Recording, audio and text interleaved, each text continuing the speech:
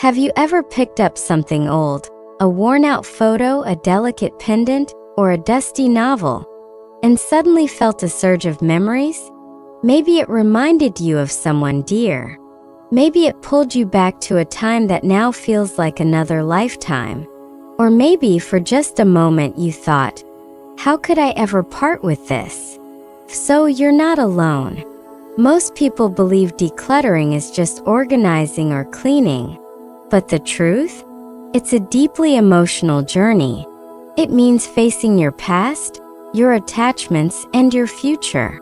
No one tells you how hard that is until you're standing there holding something that feels like a fragment of your soul.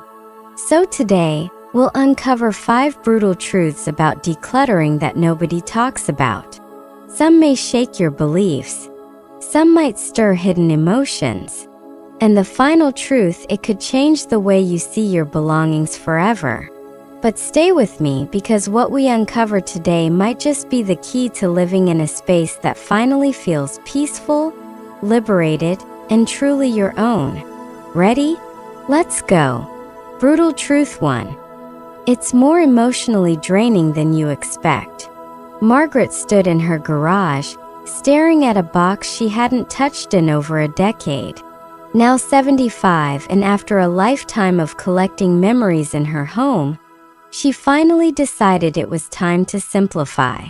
She assumed it would be simple: sort, toss, donate. But when she opened the box, everything shifted. Inside were her late husband's books, creased covers, dog-eared pages, his handwriting in the margins. She picked one up, and it felt like he was standing beside her again. She traced her fingers along the lines. How could she let these go? She sat there for an hour, books spread out, lost in the past. These weren't just pages and ink. They were him. Their nights together. Their quiet love. That's when she understood. Decluttering isn't about removing objects. It's about confronting identity, love, and grief. Why letting go feels impossible. Decluttering isn't just about discarding. For older adults, it's tied to memory and meaning. That old armchair, it's where your grandson snuggled in your lap. That drawer of holiday cards, they carry voices of those who might be gone. That wedding veil, the beginning of a lifelong story. You're not holding on to items, you're holding on to time. How to let go without losing what matters. Margaret chose 3 books, his favorites, and placed them in her bedroom. She added notes inside describing their meaning. The rest? She donated them to a community center. His love for stories continued through others. She didn't lose him.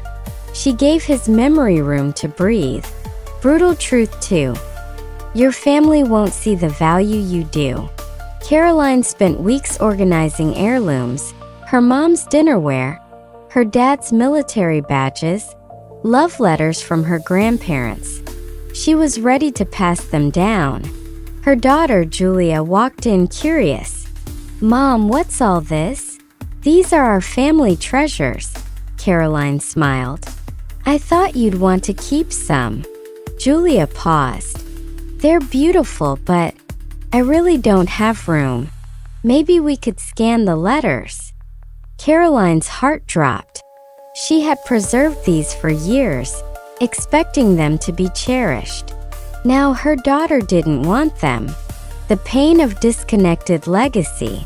You spend decades guarding memories, expecting others to hold them as dear.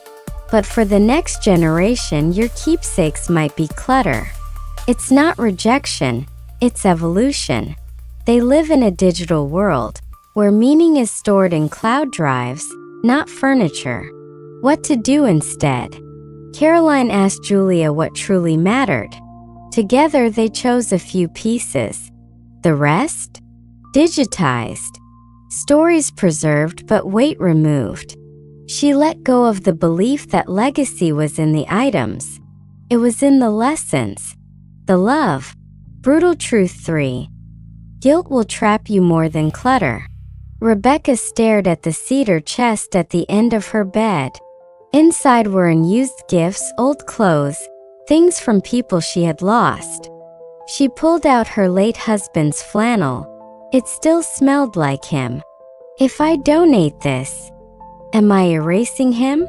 If I toss this, am I saying he didn't matter? She folded it back, unable to move forward. Why guilt is the heaviest thing you own. We don't keep things because we need them. We keep them because we're afraid to feel the pain of letting go. That teapot from your sister? The expensive scarf from a friend? We feel ungrateful for giving them away. That prom dress? That suit from a decade ago? Letting them go feels like saying goodbye to your past self. What they would want. Rebecca closed her eyes. Would he want his sweater buried in a chest? Or for her to live fully? She kept his watch. She wore it daily. His clothes, donated to a shelter. She recorded memories in a journal. She set herself free. Brutal truth number 4. It feels overwhelming until you change your approach. You enter a cluttered room. Drawers won't shut. Papers everywhere. You freeze. You want peace, but the weight of it all is crushing. Here's how to make it manageable. 1. Start small. 1 drawer. 1 box. 1 surface. Like eating a whole cake, 1 slice at a time. 2. Use a timer. 15 minutes. Quick decisions. No overthinking. Then walk away. 3. Ask these 3 questions. Do I use this? Do I love this? Would I buy it again today? Small wins lead to lasting change. Brutal truth number 5. You'll feel lighter, but it takes time. Picture this. You wake up in a calm home. No clutter. No chaos. Just space to breathe. But this kind of clarity takes time. If you've lived somewhere for 40+ years, decluttering isn't a weekend project. It's emotional. It's a transformation. Progress looks like this. 1 box at a time. Some days productive. Some days emotional. Every small decision equals momentum. 3 ways to stay on track. 1. Be gentle with yourself. 2. Celebrate small steps. 3. Focus on what you're gaining. Space, clarity, peace. This isn't about loss. It's about reclaiming your life. Final call. Look around your home. Pick 1 thing to let go of today. A sweater you never wear. A stack of old mail. That juicer still in the box. Don't wait. Start now. Drop a comment below with, "I'm ready." Inspire someone. Begin your journey.